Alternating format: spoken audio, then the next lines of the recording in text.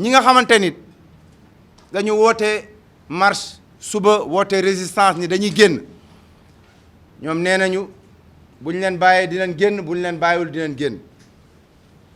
ba ñu jéemee génn y a une semaine ou plus ou 2 semaines jàpp nañ seeni moroom merci beaucoup ñi ci jàpp libéré nañ leen démb ñi ngi rafetlu foofu taxawaayu justice ñii nee nañu faaw ñu génn ñii nee nañu bu ngeen génnee dinañ leen téye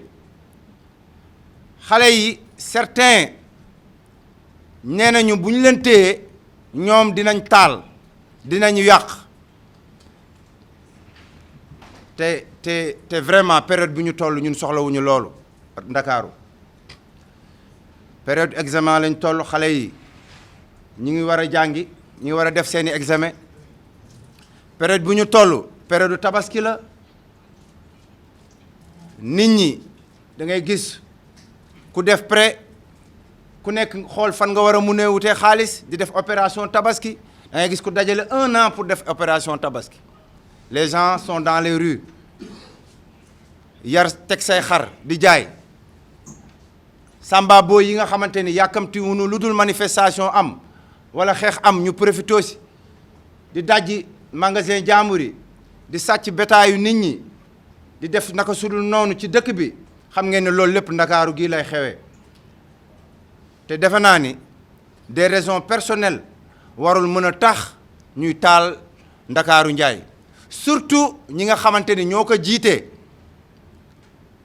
taxaw ni man dama niin kenn du ma jàpp bu le maire de Dakar mënee taxaw à la télé ma koy dégg mu ne man période bii dama di tax dëwlin laa diwoo du ma leen may fuñ ma jàppee mais naka ngay bañee ñu jàpp la nga bëgg woote loo xam doomu jàmbur yi bu ñu génnee ci mbedd mi même un innocent bi nga xamante ni yoonam nekku ci ñu jàpp ko parce que ñoom sécurité bi ñu am ba bu ñu dóoree lacrymogène ñu war a mën a dugg seeni oto ñu rawale leen un sénégalais lambda amu ko soo xoolee ñi ci ñàkk seen bakkan wala ñi ci ñàkk seeni cër ñooñu tout le temps ay innocent la ñuy doon te benn vie jarul génn manifester ñu naan martyr non jarul loolu bakkanu doomu aadama dafa fort man de li ma leen di digal ñoom mooy ñu reculer ñu xalaat askan wi nga xamante ni tey jii wala ñu xalaat seen moroom yi nga xamante ni tey def nañ parrainage wër nañu Ndakaaru njaay wër Sénégal te bañ leen waxee jàllu leen am nañ lu leen metti torop mais dañu toog muñ loo ko yàlla xam ni nguuru yàlla rek a dul jeex kon ñun Ndakaaru fi la ñu bokk te ku gis coalition bii ñu àndal nga xamante ni wax dëgg yàlla jeunes yi ñoo ci ëpp nga xamante ni ñoom suñu ay kilifa yi nga xamante ni tey ñoom ñoo ñu jiital xam nañ ni l'espoir c'est la jeunesse loolu laa amoon lu ma si sànni di wax ni tey woote bi du lenn lu dul ñu mën a éveiller ndaw ñi ñu wax leen bu leen kenn génn ci mbedd mi bu leen kenn yàquloo xoolal innocent yi ñi nga xamante ni da ngay wut sa xamoo ndax kii dafa dajale pour jënd oto xamoo nan la def pour ubbi magasin xamoo nan la def pour am li mu am manifestation am nga yàqal ko alalam kooku kan moo koy fay xoolal ñaata bakkan ñoo ciy rot fii ku fi dee yow yaay perte ak sa njaboot ndax ñoom ñi woote balaa ñuy am popularité bii ñuy am dañ daan toog naan ku fi génn lépp lu la dal ku politicien tax ngay génn di yàq wala ngay def naka sudul noonu boo deewee yow yaay perte yow ak sa njaboot ñoom ñoo ko doon wax les images sont là ndax fii moom VAR dafa xew boo fi waxeet nit ñi VAR la ñoom ñoo ko doon wax tey nag Ablaye Wade président Ablaye Wade jaar na fi amoon na popularité bu ne mais nguuru yàlla rek a dul jeex waruñu jël population bi di ko dóor ci kaw nit ñi bu seen liste jàlloon wala liñ ci bëggoon ñu am ka si du ñu mës a génn. nit ñi ngi dee tous les jours ci hôpitaux yi dund gi cher na population bi sonn nañu période du tabaski la ñu nekk nit ñi amuñu lu ñu lekk amuñu lu ñu naan xale yi ñu ngi nekk période du examen parents yi ñu ngi stressé sa doom war a jàngi suba mercredi banque yi du ñu sax ubbi da ngay soxla sa xaalis doo ko dem jëli transfert d'argent yi du ñu ubbi ndax kenn ku ci nekk jàpp nga boo ubbee bu manifestation amee ñu ñëw dajji jël sa alal. Au détriment de quoi? Université bële xale yaa ngi xeex tous les jours di reyante ñu ay sénégalais di rey sénégalais di jam sénégalais pour lan ñun Sénégal du valeur yooyu lañ xam wax lu ñaaw ci nit dugg ci vie privée nit loo xamal nit ku lu ñaaw loo ko xamalul nga koy wax ku suturaalul doomu aadama yàlla du la suturaal ñun Sénégal du loolu lañu xam.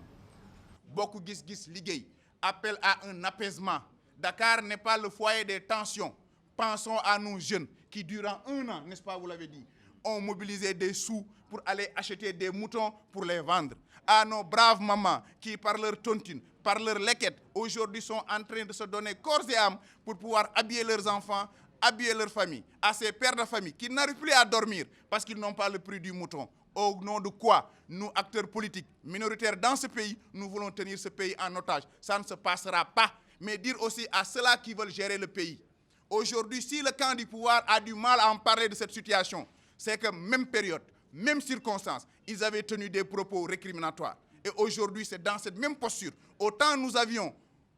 tiré sur Macky Sall à l'époque, que chef de l'opposition à 10 ans, si on touche à la Constitution, on déloge le palais. Aujourd'hui, on tire sur cette même opposition qui demande à la jeunesse de sortir et de résister. Autant on a fustigé l'attitude de Macky Sall en recevant Kalichon, je ne sais pas, cet insulteur public, autant nous tirons sur l'opposition qui prennent des gens que je ne sais quoi, qui tirent sur nos marabouts, qui insultent nos marabouts. Olof Ndiaye day faral di wax ni lu feeñ ci sëy nuyoo woon na ca ngoro. Quand on s'alime, quand on s'affiche avec des insulteurs, on n'est pas mieux que ceux qui sont au pouvoir et qui se filment avec des insulteurs. Nous voulons une rupture dans la paix, dans la correction, avec des gens comme Aline Badara Kebe, comme le président Pape Diop, comme Dr Aline Sow, qui brillent de par leur prestance, qui brillent de par leur humilité, qui brillent de par leur correction. La politique, c'est une affaire d'élégance. À chaque fois qu'on entend insolence, arrogance ou violence, c'est parce que quelqu'un a maîtrisé du métier. Bok Gis appelle à un apaisement et exige que les élections se tiennent et que Dakar ne soit pas un terreau de guerre où des gens se préparent pour piller, pour tuer. Nous ne le voulons pas. Nous demandons à l'État de prendre ses responsabilités, de laisser, s'il y a lieu, des gens manifester, mais malheureusement, nous avons entendu aussi qu'il y a 11 qui ont été déférés pour des questions de terrorisme. Et voilà pourquoi nous disons, sur ces questions de terrorisme, que le procureur nous informe. Nous l'avons appris à travers la presse. Si nos vies sont aussi en danger, nous voudrons que ce procureur-là se prononce sur cette situation et qu'on arrête de stigmatiser les gens. N'est pas rebelle tous ceux qui sont de la Casamance. La Casamance est peuplée d'honnêtes hommes, de gens vertueux, mais il ne faut pas utiliser la Casamance pour des questions personnelles.